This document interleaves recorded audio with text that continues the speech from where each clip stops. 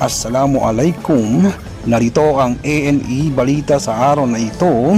Ang balitang ito ay wanted person arestado ng CIDG BAR sa Maguindanao.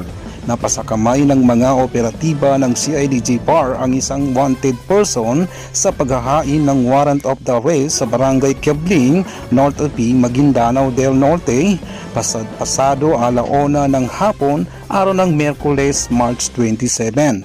Sa report ng CIDG BAR, kinilala ang arestado na si Momar Motalag Yama na mayroong warrant of arrest sa kasong attempted robbery at attempted robbery with prostrated na mayroong nirekomendang piyansa na 200,000 pesos. Nakuha rin sa kanyang posisyon ang isang 45 caliber pistol at mga bala nito.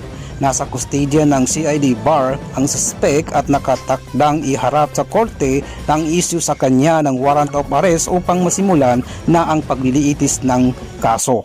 Ito ang tunay na balita at pagbibigay ng tamang impormasyon sa inyong lahat. Ito ang ANA Balita.